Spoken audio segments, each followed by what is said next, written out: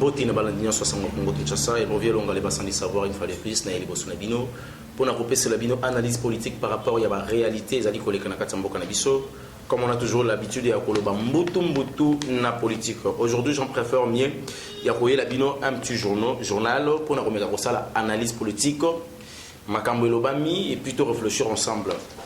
Je mérite meka ko recadrer makambo sous na kati ya politique à Congo. Et ma kamtoko recadré ils allaient liés sur les antivaleurs. On commence d'abord dans ces journaux.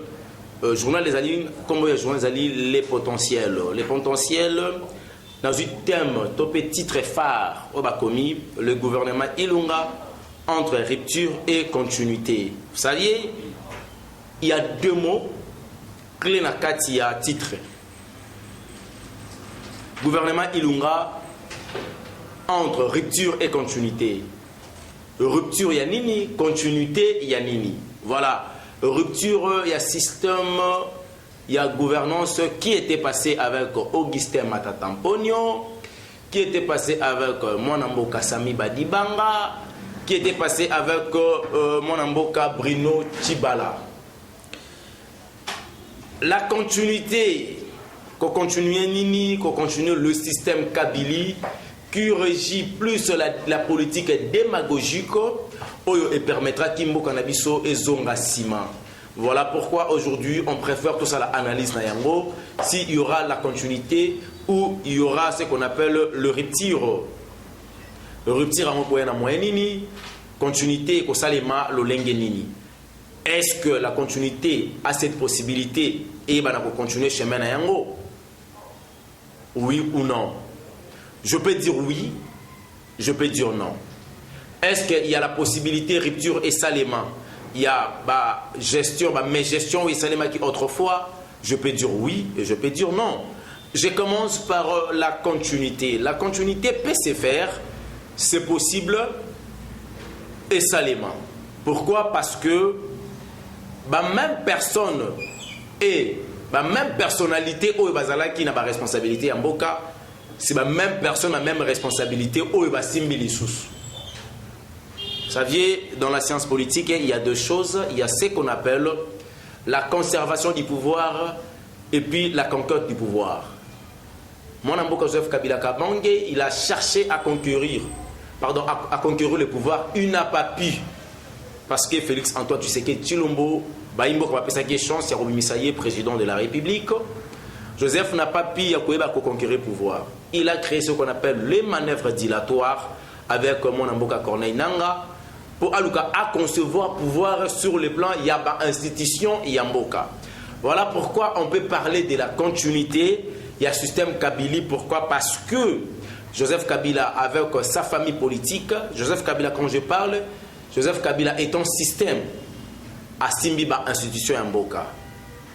Et ça possible est continuer ce qui Kaka, la personne qui est au-dessus, qui est au sommet, qui est au niveau de la magistrat suprême, la magistrature suprême, Félix Antoine Tshisekedi Tshilombo, président de la République, n'aura pas cette possibilité de s'imposer et d'imposer ce qu'on appelle le système de jeu. Allez-y comprendre que dans le football, par exemple, en équipe nationale, les sélectionnaires, comme Jean-Florent Ibenge, malgré qu'il vient de démissionner, quand il avait trouvé l'équipe nationale, il y avait chaque joueur qui était venu avec son style, sa façon de jouer. Par exemple, au moment un joueur a betara 7 dans l'équipe na Bango, na club naie, a se retrouvé une équipe nationale, coach a tel habité qu'il n'était pas 11. C'est ce qu'on appelle, coach voulait imposer le système na équipe naie. Et ce qui coach a imposé le système et qu'on permettre aux joueurs à bettre une individualité. Et individualité, on a qui n'a pas excès des ailes, on sent sûr qu'il y aura toujours des chaos sur des chaos. Donc, le coach doit s'imposer. Tout le monde qui est le système, il y a 4, il y a un système à 2-6. À ta match, tu vas gagner facile, mais on a raté 2-6. Pourquoi est-ce qu'il y a 2-6 à l'Inaminko Kanga? Et donc, on comprend que force il y a plus de milliers. Il a fait jouer l'équipe nationale toujours dans milliers. Et les alliés système en s'imposant qui tout le monde a dengue mon amboka Claude Leroy à Longola Gladys Bokesse 9 pour accomissailler défenseur central. C'est le système, il y a Baimboka qu'on appelle joueur, mais dans le système politique, il y a un solo là. Fachi a un système politique où ils allaient vraiment important, il faut faire imposer le jeu politique enfin que acteur politique ou joueur, ceux qui vont 4-4-2, il y a soit 4-3-3, il y a soit 5-4-1, il y a soit 3-4-3, 2-5, il y a donc le système il y a ça, et ça dépendre de Wana et qu'on permettre rupture et salement. Mais la continuité qu'on salima, ce qui le jeu à coach exaté et qu'on permettre l'ancien coach oyo azoata ko focaliser na joueur naie système moko boya ko beta système wana continuer. Aujourd'hui Barcelone a beta na système ya Guardiola, presque tous les coachs azoya ba beta ka toro. Même si ba comme la surface des carrés, au lieu ba tirer mon ba beta ka na bango ya ba passe. Pourquoi? Parce que coach azoata ko intérioriser. Kabila a fait 18 ans dans ce pays avec un système politique très compliqué, un système politique il y a impunité. Dirigeant, ministre, détourner au Salema, président de la République, à ses prononcés ratés, sanctions et ça l'a raté. Et les bourgeois, une famille qu'on appelle la famille FCC. Famille Batambongo, plateforme Batambongo, Ibambongo, Basangani. Donc, on a la force pour débaucher parce que tu as beaucoup d'argent. Voilà pourquoi mon système, il y a 18 ans, ils ont facilité et ils vont disparaître dans 6 mois ou 7 mois. Il faut quand même qu'on se le dise. Félix Antoine Tshisekedi Tshilombo vient dans une école politique d'un grand homme qu'on appelle Feu Etienne Tshisekedi, le charismatique. C'est une personne qui a mûri l'histoire de ces pays. Le type a laissé des livres, il a laissé des romans, il a laissé des textes. Moi, Félix a hérité de façon que à la politique, mais il faut savoir donner le temps par rapport au temps. Vous savez, il y a un dicton français qui dit faire le bien c'est bon, mais pas au bon moment c'est mauvais. Il faut être prudent. Quand tu comptes faire le bien, c'est une bonne chose, mais il faut regarder est-ce que c'est le bon moment de le faire. Si le moment n'est pas un bon moment, si le moment n'est pas opportun, attention, tu risques de perdre le temps inutile. La rupture est que Salema, Kaka, ce qui me Félix, tu sais que tu le mot temps. Parce qu'il y a un style, un système, il doit connaître le système, il doit connaître d'abord les joueurs. Il y a un moment où il y a un rodé bango, un rodé joueur, il y a un joueur en attente de G. Joueur en attente de G. Et ça là quand même bien. Mais ce qui est président pour s'imposer dans le système, on a vraiment du mal. Il y a un système Kabili, Oyo et Bomamboka.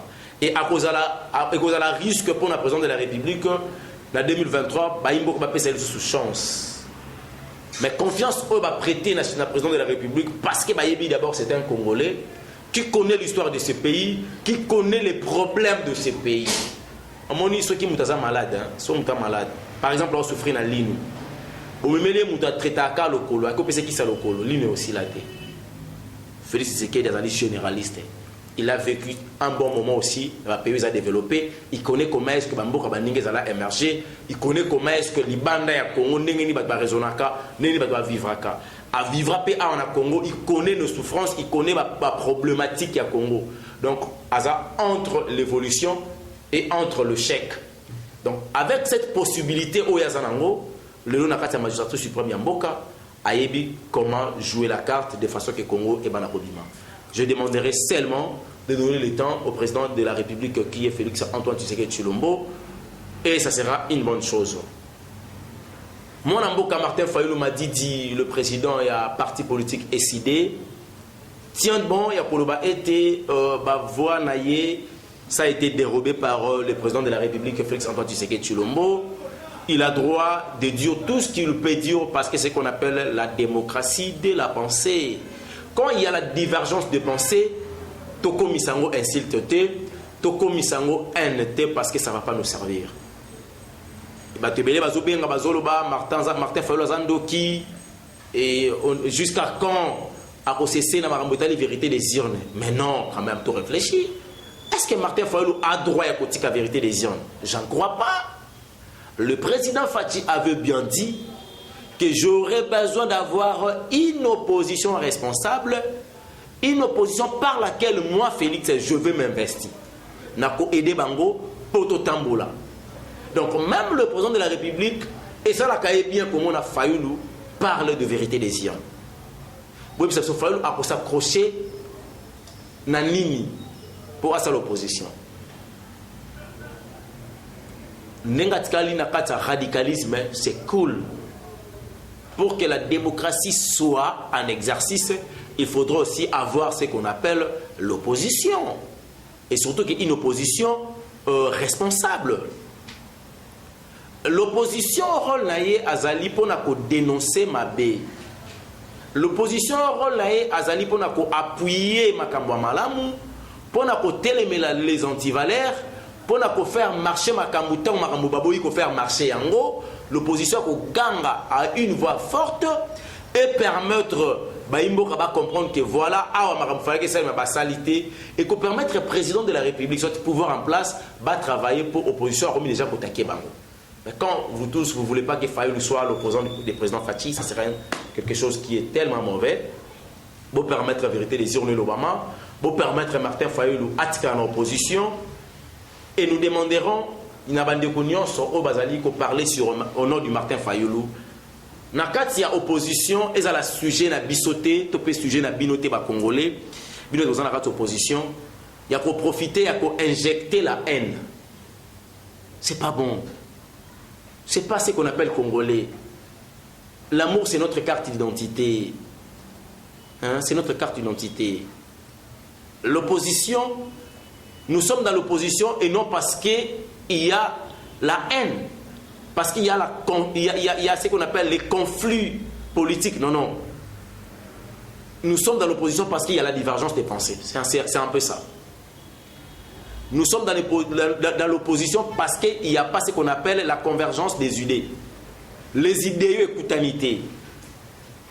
Voilà pourquoi j'en trouve que le quoi vous en a pouvoir, moi je pars à l'opposition, je m'oppose. Mais cela ne signifie pas qu'il faut créer la haine. La haine politique, la haine tribale. La politique est dynamique.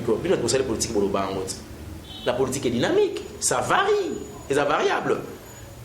Pour quelle raison, Broïnana, bande opposition, il ne faut pas injecter la haine, il ne faut pas injecter la division, il ne faut pas injecter la confusion. S'il faut parler que Kabila occupe encore le pays, s'il faut parler que le pays est en cas d'occupation, ce n'est pas mauvais. Ça fait partie à constat Bossali. Ça va permettre à notre pouvoir, mais pour insister. Allez d'abord réfléchir. Occupation à niveau. Le pays peut être aussi occupé, mais qui peut-être peut révéler que le pays est occupé? C'est bien vous. Ça permet aux gens qui sont au pouvoir de voir dans l'angle ni occupation ezali le pays na katia occupation. Mais c'est bon que le pays est occupé et Fachi c'est une personne qui était nommée par Kabila. Tout qu'on sort, non c'est faux, c'est archi faux. Je vous dirai une chose, réfléchissons étant des matures, réfléchissons comme les vrais Congolais, les vrais patriotes. En dépit de tout, il faut parler de l'amour. Quand on parle du Congo, il faut mentionner l'amour na Katia Makambwango. Surtout dans l'histoire, il y a 5 ans. Il a fallu Premier ministre Abimana Koria Saint-Sylvestre, qui Abimana Katia Rassemblement. Candidat unique au Bachaki Po Azala, a qui représenté Rassemblement à niveau de primature, c'était Félix Antoine Tshisekedi Tshilombo. Mon amour Joseph Kabila, il avait demandé 3 noms. Boyebi. Tout surtout qui d'accord et comme d'accord à Kanchachi, ne bandeko papa bandeko ya Rassemblement à l'époque. Encore il a cité des loyas, non encore à Kanchach. Kabila ne voulait pas qu'il travaille avec Félix, s'il vous plaît. Il n'avait pas voulu. Dans le moment où Félix voulait travailler pour l'intérêt du pays, étant Premier ministre, Kabila ne voulait pas que Félix soit dans la subalterne. Comment est-ce que le même Kabila peut accepter Félix comme supérieur? Ça n'a pas de sens. Abo économie Félix Premier ministre, à économie président de la République. Tout réfléchir, tout réfléchir. C'est difficile à avaler. Hein? Donc, dans le cas s'il y a une divergence, ça va penser, toi, il va réfléchir dans mon abisso. Et ça, la bienté. Aujourd'hui, on constate que le pays, il y a la subdivision politique et quotidienne ethnique. Lingi va créer une guerre tribale, un conflit ethnique. C'est pas bon.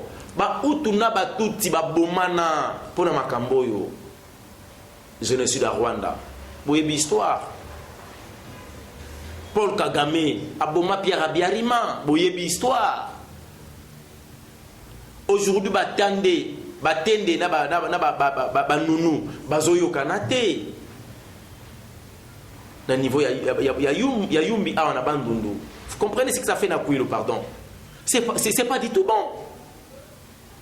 Le plus grand dictateur de la République démocratique du Congo fait Mobutu, le maréchal. Il avait prôné l'unité. Arrosa gouverneur ya Katanga Maza Mungala. Atizu Mungala tinde gouverneur na Katanga. Pourquoi? Parce que Zagina Posa Mungala abala mutu Katanga. Basangana. Babota Mwana. Azu mutu ba Congo a gouverneur en Équateur. C'était une façon de kolobaki tata zabe moko, mama zabe moko, école ezabe moko. Mais aujourd'hui, la balkanisation, le rêve le plus estimé, il y a des Rwandais. Congo a la balkaniser pour permettre à Bango de revivre. Bandeko Nabiso Rwandais, vous êtes des Africains. Si je vous appelle Bandeko, parce que vous êtes des Africains. Boyebi place bokenda ko signer ba accord na banani bo signer ba accord bato bo signer ba accord bazati so bana bon moy autant ba personne vivant boluka bango bo résoudre ba problème na bino. Le Congo ne débat pas à un individu. Non. Donc deux personnes ko kutana soit deux personnes ko kutana te au sujet ya mboka na biso et pour na koluka ko kabona mboka. Non, ça c'est quoi ça?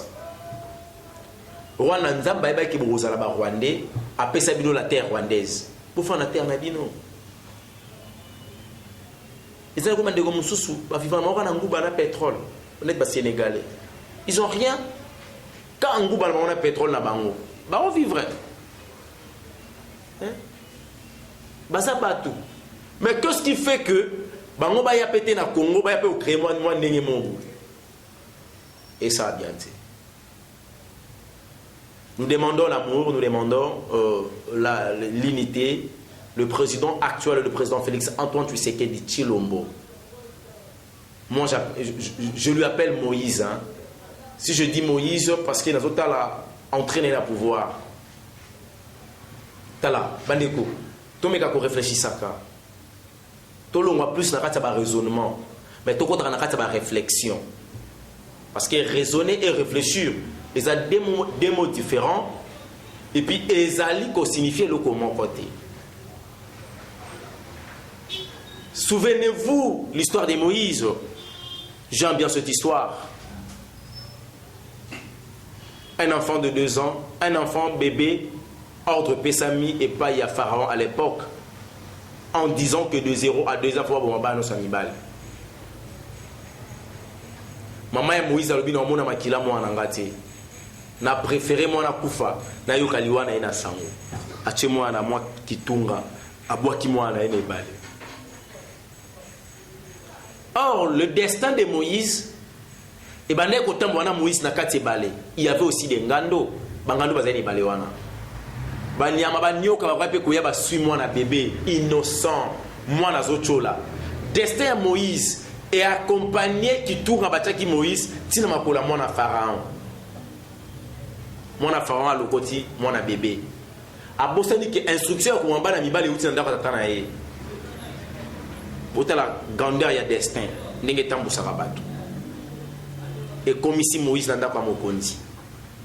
Baluki muta ko melisa Moïse parce que ko maman ya Moïse, aya melisa mwana sans que ba kende mukolo mwana. Ah. Le destin. Ils ont mon destin à Fachi par rapport au pouvoir. Bon, à la place Fachi à côté le pouvoir. Entrer naïe. Si vous voyez que Kabila a ça qui est pouvoir, je dis merci. Ce n'est pas un problème. Kabila pesa qui parce qu'il a bolingo Congo te. Kabila zo pesa Félix pouvoir, Félix attend na quoi rouge te na simana e. Attend na scout te, s'il vous plaît. Mona Kabila na aner, ana Moura, ana Pem, ana FARDC. Ba général tango faut bazo pila ba bisengement ba général Kanyama. À l'époque esprit des morts. Félix attend scout ta okatele sai. Soit bengue patron, c'est les âmes sous gardien na ya télé na porte.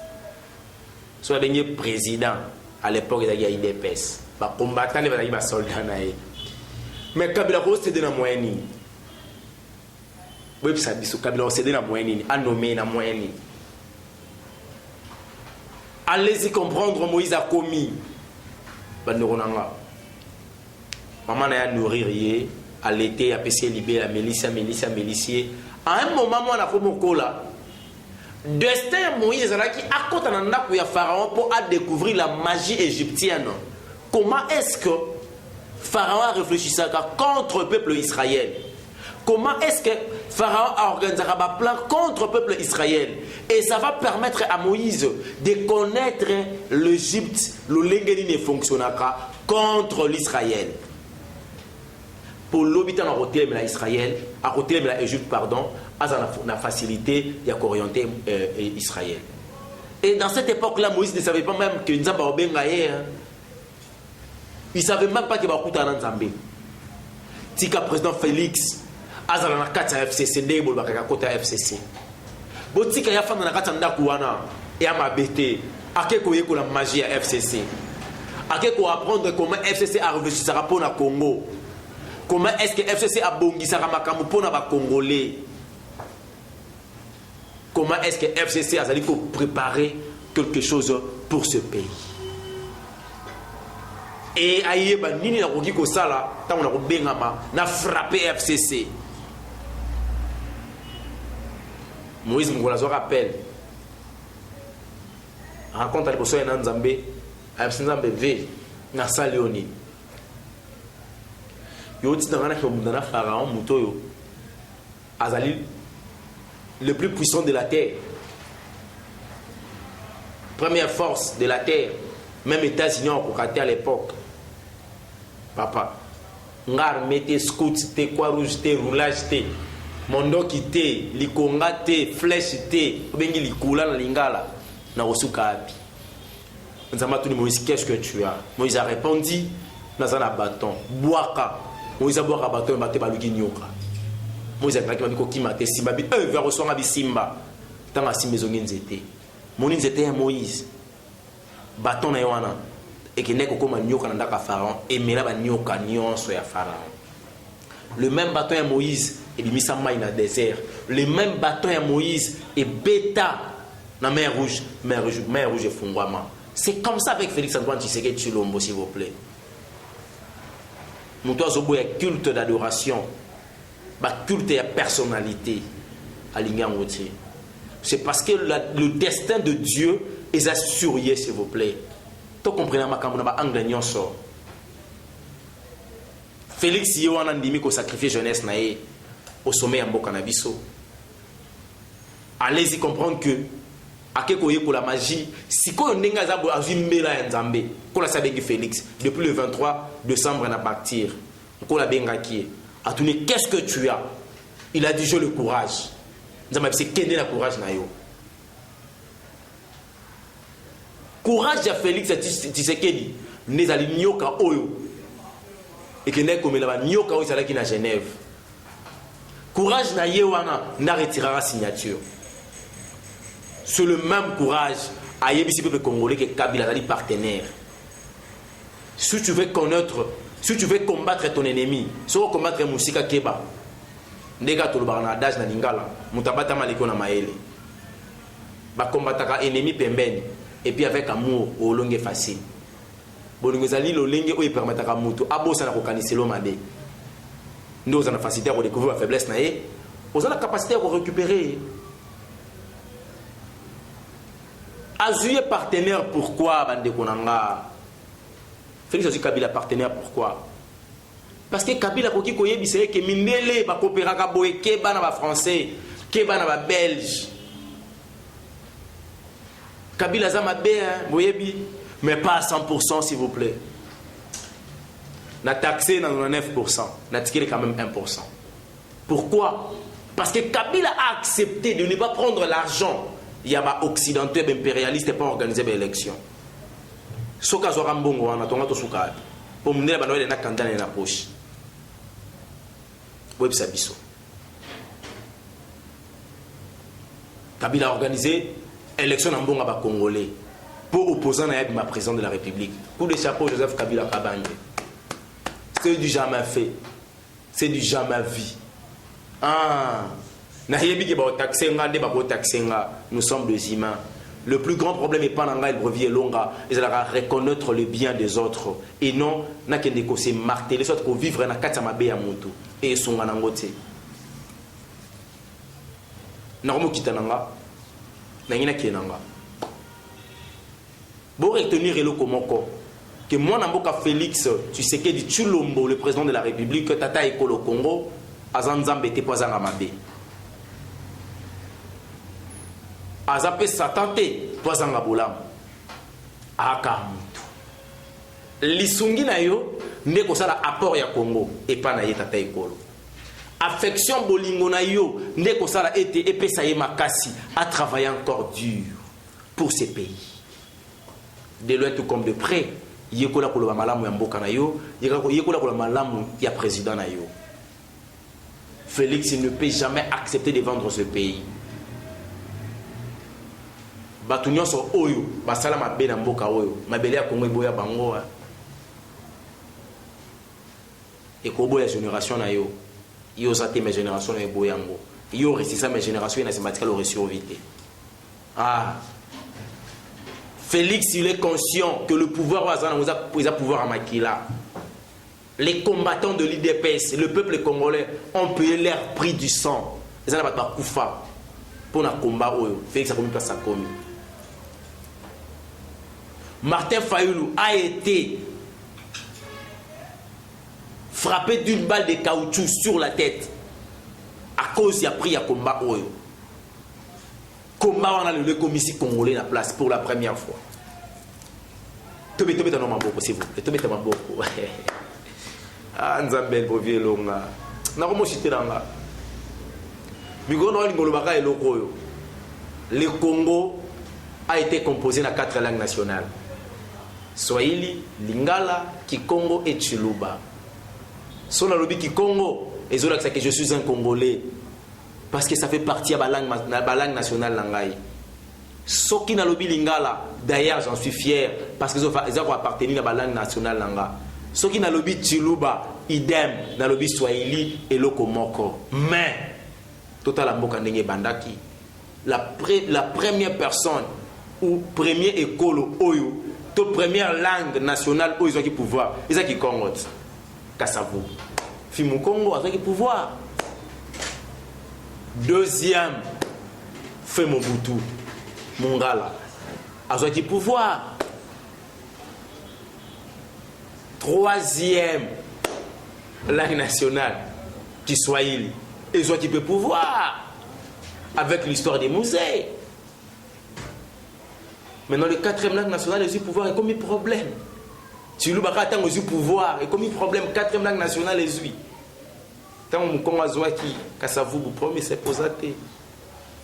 Mungala zuku takena sur la dictature. Tolia ba millions.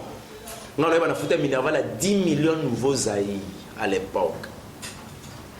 Mais on a besoin de na winze toke winza 1 million nouveaux Zaïre. Ah Mobutu, félicitations aux Aguinko hein. Le même système ya Jalelo. To blaguette et tambola qui n'a pas moboutiste, pas mouvancier. Babande ko sa ba toute personnalité. Baluke ko la Mobutu ko sa CCC ko Kumbendu Wazabanga, le maréchal avec 54 généraux, Yemoro maréchal.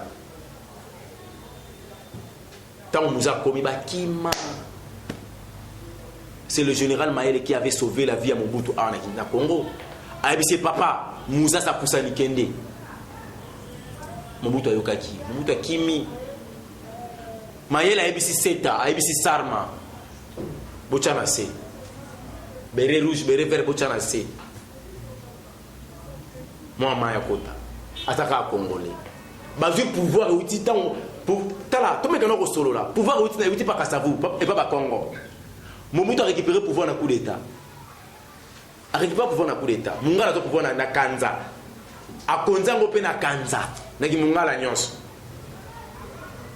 pona kolongola mutu a kanza fo ya na kanza musée pe aye ba soyel ba yo pouvoir na kanza à s'imposer à récupérer le pouvoir. Musée coup de chapeau il a mis 1 centime. À l'époque on mangeait 100 $, on a valeur à 400 francs. On fout un gros soda. Musée na fimbu. Mais kozama koyoka kondo Etienne Tshisekedi pembeni na lokola politicien historique à l'époque banamu wa musée. Tongo morabu to ke classe boue. Ote bozonga nini banamu wa musée. Ah banamu wa musée muza kufi. Politique etambola na litoi. Munoko politicien za ramuke litoi des alramulai. À force à koyoka et ko permettre au réagir soit au agir. Pour un intérêt mingi général Yambo Canabiso.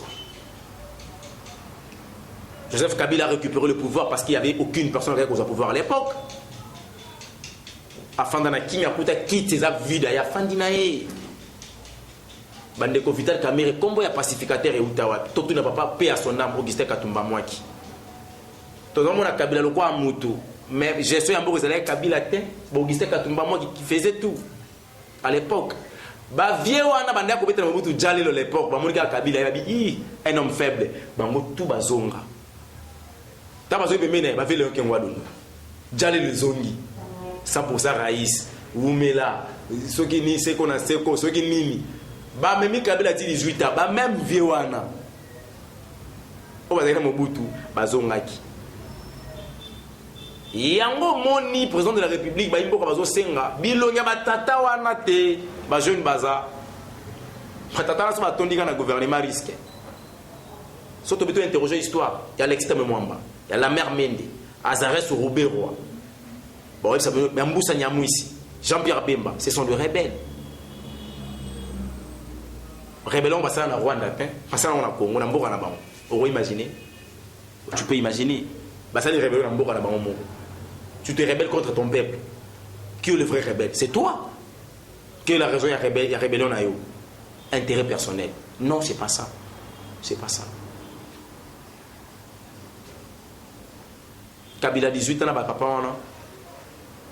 Pratique à pouvoir, c'est l'ambition, il y a des problèmes. Nous avons pas de Congo Mawa. Nous avons pas Congolais. Nous avons pas Congolais. Nous avons la richesse à Mokili, entre parenthèses. Nous avons comme les États-Unis, abandonné ta basket, na jersey. À table 18h, ah, petit ok, il va voir qui va la basket. Tu as la basket, premier sport. Golf. Nous avons tiré c'est ça mingité. Nous avons comme l'Angleterre à Tiki, à Otambola, parce que nous avons en Afrique. Comme na Sénégal, et le conseil des pays qui bateau d'armée. Tant que Bibisingo a Romolia, Bangou Koyaka Sénégal, richesse en gros à film.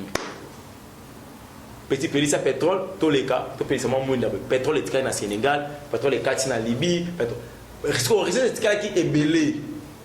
Bazu ba richesse na bango ba ina na Congo ba fandi. Ba bandika ko coopérer na Josi ba batani herbe tika do na soto kende. Après tout les amboka nanga. Nzamba zwa tout ce qui est comme richesse au vrai sens des mots. Atika Nambogo. Attends peu cette richesse, attends les bateaux les autres dans Nambokango à comprendre que tu bazoya boboma. Dans le but cette fois-ci, je vais envoyer la personne qui sera capable de sacrifier sa vie pour mon peuple. Il a envoyé Félix Antoine Tshisekedi Tshilombo. Et c'est difficile tant aux autres vivre dans le chemin à mensonge. Vérité et les grands disent le côté, mais les manora le côté. Aujourd'hui, nous n'avons pas besoin. Il y a aucun conflit politique. Ils ont aussi mal en parce que ça, c'est un réalité. Comme Mbusa Nyamwisi avait compris, à Longwe Lamuka, Félix a juillet, à Biara au travail. À Tindi Mbusa Nyamwisi qui travaille pour Annie. Par exemple, FCC. Pour éviter que Mbusa Nyamwisi soit spécialiste dans la guerre. abanda rébellion les lotés et puis na coin watini mbusa na musa zaka coin mbusa na banda banda rébellion ayebi ndeni bakolo pe ki ni Rwanda na ngambo ya est côté kuna apo ayoka rangope keno si sama côté kuna étant congolais siko ils a pour na faveur mboka na biso facha ke tina asi pour na tabino a récupéré papa na biso le professeur Freddy Matungulu un bon mois na bandundu asam to la mukati am FCCT ni mtu akashi ni membre IDPS azali ko opposé à Félix on va tikala na Genève facha récupérer a nommé administrateur général ya Banque de développement africain BAD en cycle yoka salaire atie po anini alingi ke banko wana ba mbongo nango mususu toza pe na facilité soki to wana besoin mbongo mundu biso aza ako aider pe mboka na ndenge mobo mutazo prôner unité tina niveau wana azumbu sanyamusu a même pas muluba atinde koto azu papa na biso koto ndabandundu a pese responsabilité munene akepe na ba Swahili akepe na ba Swahili auzande ba Swahili auzo ba Rwanda te ba Swahili bokomisa ba Rwanda ba Swahili bokomisa ba Swahili ba Rwanda bokomisa muluba muini mbokonza besonga biso pardon nenge pa kana ko Jean-Pierre Bemba pesa ministère de l'agriculture mais na mon candidature de président de la République parce que tant a mis pas 10 critères pose à la ministre Bemba Olekatin on a dit ma bé aux amoutons dans nos salles prison té no ba condamné au té que ce soit na Congo que ce soit Libanda Congo jamais même au ministère président Fatou Mandé ko l'autre pesa fan qui dit au ministère ce que fan qui dit pas kota makala donc même fan qui dit pas au ministère té critère ana mabe makasi papa Gabriel Moki atolota qui passe au ministère a ozwata kota pe makala ça Fati obengani batuna wat batuna yonde bango wana bana vie Franck Diongo mwana vie bobunda oyebi komba mwana vie na minute après kondo était Tshisekedi mukolo na bango no projet za Franck Diongo faut quand même to lo bayango parce que critère que ko pesa faire porter en prison et heureusement vous j'ai pas voté que le roi député donc il y a bien chez groupe à travailler à côté prison Kabila siko chaka batune akanga bango te et on faut pas travailler le roi échappé batouana to ça la liste to luka bango parce que bateau va s'appeler un dossier de la justice président de la République non akanga mate il n'a jamais été condamné mais il a des problèmes où il a des contentieux judiciaires la personne n'a pas droit au travail doit la mère mende affaire à diamant to suite nangote ils en ont la justice Alexis Tamemouamba azana na arrestation un mandat d'arrêt mon ambo que mon Chadari mandat d'arrêt Rouberouar mandat d'arrêt Bosco Tanganda soki Tanganda atangi ba komba bato na liste 28 de papa ngana sepeli on modifie on mukie avant gouvernement bima soki mardi soki jeudi on modifie mukie banda pena toute personne qui a des contentieux judiciaires ou des conflits avec la justice et ensuite au Bakissi s'il a été déjà condamné une fois dans la justice congolaise ou hormis le pays cette personne-là n'a pas droit de travailler dans le gouvernement Ilunga Kamba et ça bien on a besoin de monde qui laver pour ne pas perdre babiso pena ba nommer babiso pe ba ministre la tête là to boito ko soit médecin licencié en médecine beaucoup de ministre à sport bila betate to boy marambwa moneti Denis Kambai tant que ministre à sport mon sport ndé kendaki c'est comme ça il mon vrai maître judo c'est ça bozi muda du domaine bon je vais Félix Oazé quoi vous proposez ministre de la culture et art et ça fait bien à quoi recadrer ma cambo belé le conseiller Fumu Sabata vous êtes là pour permettre à Mokonzamboka pour la matière il y a culture et art il y a confession religieuse aussi ba tout le papa na biso à Martin Kamba mukolo ici pas as infirme mais tellement makambo sala le roi bobi ke ba infirme pe bazana droit ya ko ministère bobi misaeb za ministre partant enseignement université Steve Mbika soit à l'école à mon cartésien. Et Martin Kampassan m'a bébélé. Ils y pèsent presque partout. Mais ici, le lobe ingénieur. Aïe, l'université n'est pas fonctionnelle. Voilà. Tous autres touchés déjà à la fin.